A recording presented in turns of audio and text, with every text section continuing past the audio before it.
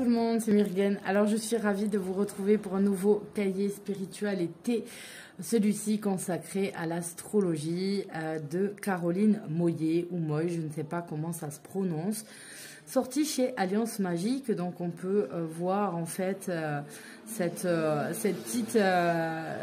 jeune fille qui avance avec sa planche de surf avec les signes astro.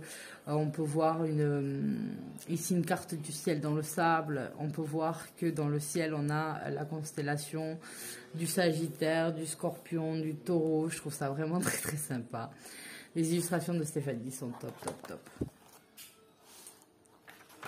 Alors, le sommaire, l'introduction, le mandala du zodiaque, les signes du zodiaque, les qualités d'énergie, les signes du zodiaque, la quête alchimique des signes, les maisons, le théâtre intérieur, comprendre nos mécanismes lunaires, la lune au travers des signes, le soleil, le roi soleil, l'ascendant, le chemin, démystifier Mercure rétrograde. Alors je ris parce que justement hier pour la journée d'hier, qui était vendredi, on disait mais non, à chaque fois qu'il arrive un truc, ouais c'est Mercure rétrograde et tout. Et donc du coup, tomber dessus, ça me fait rire. Vénus, la muse amoureuse, donc là vous allez voir qu'on va s'intéresser à pas mal de planètes. Vénus, donc on a dit, Mars, le chevalier, le gardien du soleil, Jupiter, la bonne étoile, Saturne, le vieux sage, l'appel des transpersonnels, les astéroïdes féminins, pardon, mais si je commence à bailler, on est mal, le mystère de Lilith, le cycle des lunaisons, les aspects planétaires, les voies de notre théâtre intérieur. Voilà, je vais bailler, ma voix va se barrer, super, c'est génial. Alors on a une intro et on a ensuite le mandala du zodiaque et on va s'intéresser ensuite à des exercices. Donc ici en fait vous avez les glyphes qui sont accordés en fait pour arriver à comprendre si vous aviez votre carte du ciel par exemple. Vous allez avoir que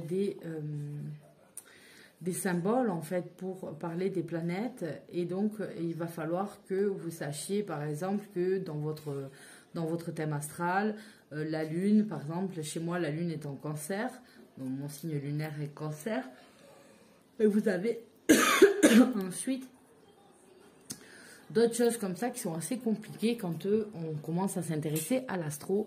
Mais je trouve ça pas mal comme cahier parce que vous avez quand même la base qui est bien, qui s'ancre bien et qui vous permet d'avoir quand même quelques connaissances. Dans les qualités des signes du zodiaque, donc vous avez par exemple, moi je suis cancer, le besoin de recevoir et de donner une sécurité émotionnelle, tout à fait. Après c'est succinct, forcément ça va pas remplacer un manuel d'astrologie, des livres pour apprendre, hein, d'accord, on est d'accord avec les cahiers, mais je trouve que l'ébauche est quand même bien faite pour arriver à connaître les bases. Donc là vous avez les éléments de chaque signe, les couples opposés, axe 1 moi et les autres, axe 2 ressources préservées et partagées.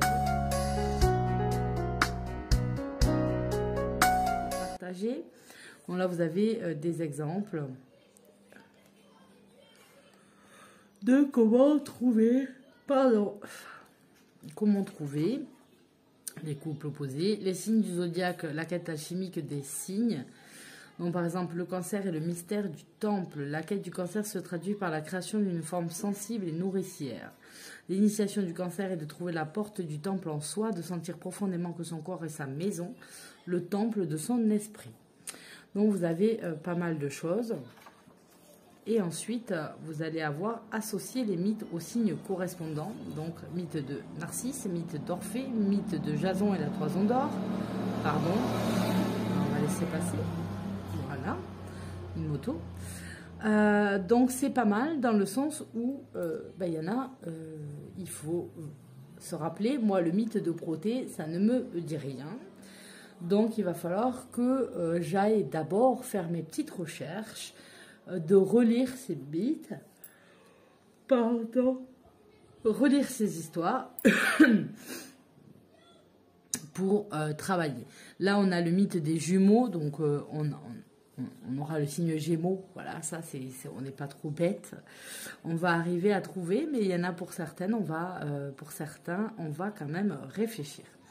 On a ensuite tenter d'associer les personnages à leur signe solaire. Donc le signe solaire, c'est votre signe dans lequel le soleil était quand vous êtes né. C'est le signe astrologique qu'on dit que vous êtes. Donc par exemple, le signe astro, on dit Cancer. Ensuite, vous avez votre ascendant et ensuite, vous avez votre signe lunaire qui ne va pas désigner la même chose et n'aura pas le même objectif. D'accord. Ensuite, on a un mot crasé, je vais appeler ça les maisons. Donc, on est découpé en 12 maisons, le ciel est découpé en 12 maisons et chaque maison se rapporte à quelque chose. On a par exemple la maison de l'argent, c'est la 2. Malgré son nom traditionnel effrayant, le diable n'en est pas le directeur, mais nous entrons dans le champ d'expérience qui enchaîne bien des personnes, celui de l'argent et de la richesse. Et les plaisirs sensuels, c'est la maison de la substance, de notre sentiment de valeur et de nos dons. Donc voilà, c'est assez intéressant. Vous avez souvent des tirages tarologiques, de tarot, pardon, sur le thème astrologique des maisons. C'est intéressant à travailler. Niveau plus avancé. Donc là, on va avoir quelques questions qui nous sont posées, qui peuvent un peu nous chatouiller. Là, les signes lunaires. Donc on va voir la lune quand elle est à travers des signes. Donc moi, lune en Cancer, ça nous dit... C'est l'archétype lunaire par excellence, la douceur maternelle qui perçait son enfant, anticipait tous ses besoins. Il existe une nostalgie dans la vie d'adulte de cette fusion primordiale. L'insécurité se réveille lorsqu'ils doivent sortir de cette symbiose. Donc voilà pour la lune en Cancer, sachant qu'au mois, celui qui n'est pas du tout dans sa maison quand il est en Cancer, c'est Mars. Et Mars est en Cancer chez moi, donc vous voyez mon côté belliqueux, poète.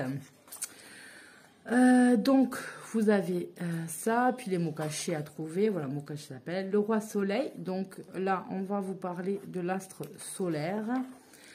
Là, vous avez un labyrinthe et vous avez des choses qui sont assez sympas.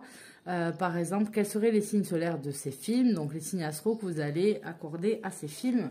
Donc là, c'est pareil. Hein. Si vous n'avez pas vu le film...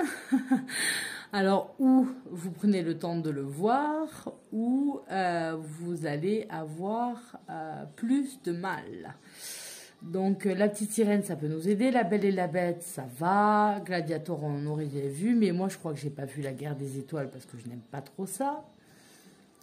Bon, Narnia, ça va. Le piano et Kundun, je n'ai pas vu.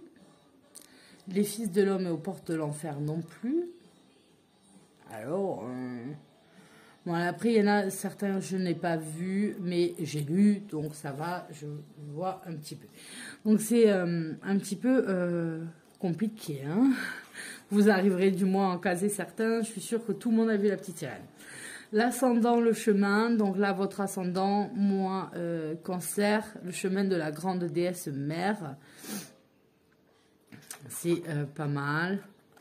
Et donc, vous avez des questions avec désigner l'ascendant qui doit correspondre, etc. Ici, il faut que vous placiez les signes astro, démystifier Mercure rétrograde. C'est pas toujours de ma faute. Écrit, donc voilà, c'est plutôt sympa aussi. Vénus, la muse amoureuse. Donc là, on va s'intéresser aux planètes avec toujours les associations de signes qu'on va mettre ensemble. Jupiter, la bonne étoile. Saturne, vieux sage. L'appel des transpersonnels. Donc c'est Neptune, Pluton. Pluton, si je dis pas de bêtises, c'est la Lune. C'est la planète des Scorpions.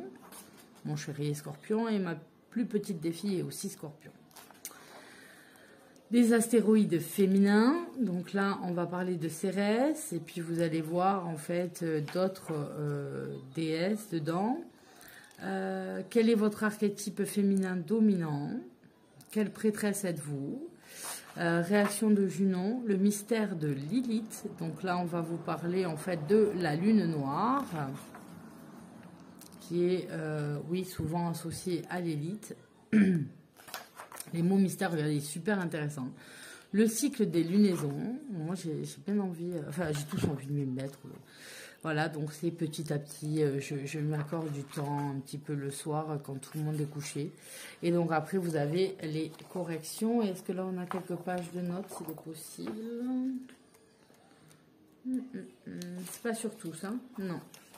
Là, vous avez par contre, à propos de l'auteur, et puis ensuite la bibliographie, les conférences, etc., sur lesquelles elle a pu se baser pour travailler son cahier.